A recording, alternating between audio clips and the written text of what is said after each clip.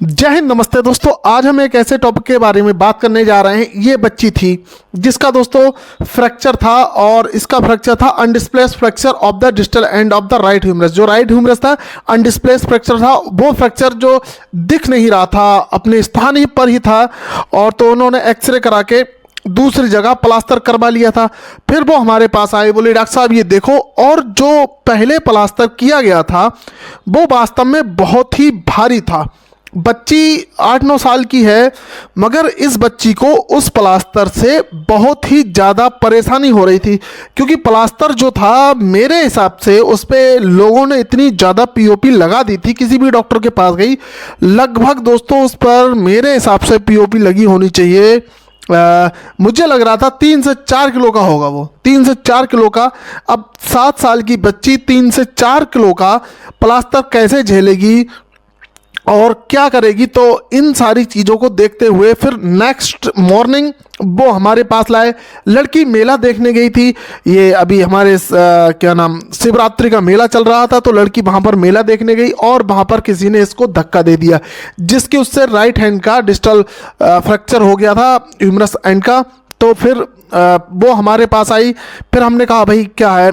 बोले आप दोबारा कर दो। मैंने कहा भाई मैं पहले हाथ देखूंगा क्या है, क्या स्थिति है उसकी, क्या नहीं है। आपने एक्सरे कराया था, अब फिर मुझे देखना पड़ेगा भाई हाथ में क्या चल रहा है, अंदर कैसा क्या है। तो उन्होंने मुझसे कहा डॉक्टर साहब आप कोई हल्का प्लास्टर कर दीजिए और बच्ची को थोड़ी राहत मिल जाए। बच्ची रो रही थी अब, क्योंकि अंदर इतनी ज़्यादा स्वेलिंग थी। जाहिर सी बात, कहीं भी फ्रैक्चर होगा तो आपको क्या लगता है हड्डी ही टूटती है? अरे भाई साहब, हड्डी के साथ साथ वहाँ की मसल्स भी डैमेज होंगी, इंटरनली नसें भी डैमेज होंगी, वेन्स भी डैमेज होंगी, जिससे कि उसका सर्कुलेशन घट जाता है, उसकी वजह से स्वेलिंग आ जाती है। और ऐसा ही हुआ, इसके बहुत सारी स्वेलिंग थी। और जब मैंने इसका क्या कहते हैं प्लास्टर खोला, प्लास्टर भी बहुत मजबूत था, खोलने में बहुत दिक्कत आई। और एंटीरियर में भाई साहब ऐसा ही होता है, हमारे यहाँ तो ऐसा ही होता है। तो क्योंकि हम लोग एंटीरियर में काम करते हैं, इतना ज़्यादा कॉस्टली कुछ कर नहीं सकते हैं, क्योंकि आप शहर में जाएंगे तो भाई साहब आपको फीस भी देनी पड़ेगी, यहाँ पर बहुत सारा खर्चा होगा। उससे आधे खर्चे में ही हम यहाँ प्लास्टर वगैरह सारी चीज़ें कर देते हैं, इसलिए लोग आते भी हैं। और बहुत सारे मैंने हाथ, आज तक मैं लगभग हजारियों प्लास्टर कर चुका हूँ, 2-3 हज़ार कर दिए होंगे, तो भी कोई पता नहीं, मैंने गिने नहीं। मैं एक एस्टिमेट आंकड़ा बता रहा हूँ। वैसे तो कभी कभी मैं 4 भी प्लास्टर कर देता हूँ, 4-5 भी कर देता हूँ, है ना। तो ऑन एवरेज इतना रहता है, क्योंकि लोगों को राहत मिलती है। मगर सबसे बड़ी बात ये रहती है दोस्तों, लोग बहुत कम, देहात में एक बार प्लास्टर जो पक्का प्लास्टर करा के ले गया वो फिर आता नहीं है दोबारा दिखाने।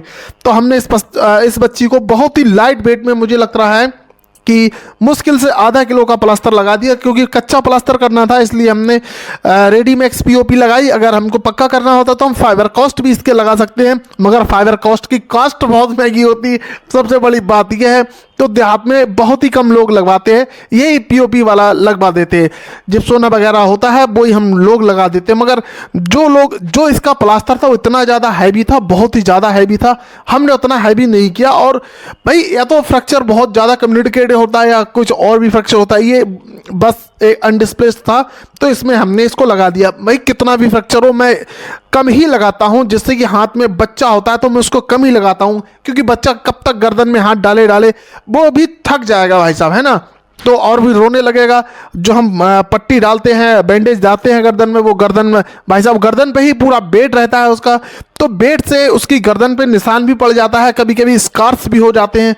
तो इसलिए हम बहुत लाइट उसको प्लास्टर लगाते हैं, जिससे कि बच्चे की भी कोई दिक्कत ना हो और ऐसी कोई परेशानी बच्चे को ना हो आगे चलकर। क्योंकि अगर गर्दन में 24 आवर पड़ा ही रहता है, जाहिर सी बात है रात में सोगी तो भी पड़ा ही रहता है, निकाल लेती है। मगर तो उससे सबके बचने के लिए हम बहुत ही लाइटली प्लास्टर लगाते हैं इसको। और पहले तो मैं वीडियो नहीं बनाता था, मगर मैंने सोचा क्यों ना वीडियो बनाई जाए, लोगों को अवेयर किया जाए। तो दोस्तों कहना ये है, आप जब भी आपके चोट लगे आप फ़ौरन ही उसका एक्सरे कराएं, ना कि आप इधर उधर जाएं तो दिक्कत हो सकती है। आपको इधर उधर जाएंगे कि ये करवाओ, मल्लम लगवाओ, वहाँ से देसी पट्टी कर देता है, बहुत सारी ऐसी ह्यूमर्स चलते हैं देहात में। तो मुझे लगता है दोस्तों उन सबको ध्यान ना दिया जाए और आपको सिर्फ और सिर्फ पहले एक्सरे कराना चाहिए। उसके बाद आपको एक डॉक्टर से, रजिस्टर्ड डॉक्टर से सलाह लेनी चाहिए क्या है क्या नहीं है। इसके बाद आपको चाहे आपके पास पैसे नहीं है दोस्तों, पैसे उसमें भी बहुत सारे लग जाते हैं। आप कहीं जाते हो वो एक पट्टी का 200 या 300 रुपये चार्ज करता है, फिर आप बाइक से जाते हो, बाइक में भी 100-150 रुपये का पेट्रोल लगता है, और इतने में ही प्लास्टर हम लोग कर देते हैं, जो ऑन एवरेज पैसा उससे कम में ही हम प्लास्टर कर देते हैं और दवाइयाँ भी देते हैं। तो ऐसा नहीं है कि आप लोग इधर उधर जाते हो तो पहले आप हमारे यहाँ आइए। एक्सरे भी हम बहुत सस्ता करते हैं, एक्सरे सबसे सस्ता हम करते हैं पूरी कुलड़िया में, और बढ़िया से इलाज भी करते हैं। और ऐसा कुछ नहीं है कि भाई हड्डी में 100% हड्डी कोई सही नहीं कर सकता, मैं लिख के दे रहा हूं भाई। 90% ही केस सही रहते हैं, 10% केस बिगड़ते ही हैं, हर जगह 10% केस बिगड़ते ही हैं। तो हड्डी का जो सक्सेस रेट है वो 90% है, जहां तक मुझे पता है, बाकी लोगों को पता नहीं है। दोस्तों फेसबुक पर देख ही रहे हो आप, तो वीडियो को आप प्लीज़ लाइक कर दिया करो यार। वीडियो को कोई लाइक नहीं करता है, ना कोई कमेंट करता है, तो आपसे रिक्वेस्ट है दोस्तों, हमारी वीडियो को ज़्यादा से ज़्यादा लाइक करें, और आप हो सके तो कमेंट छोड़ दें और शेयर जरूर करा करें, जिससे हमें थोड़ा बहुत मोटिवेशन मिले और आगे ऐसी वीडियो और लोगों का इलाज करते रहे। बाकी मिलते हैं नेक्स्ट वीडियो में। जय हिंद, जय भारत।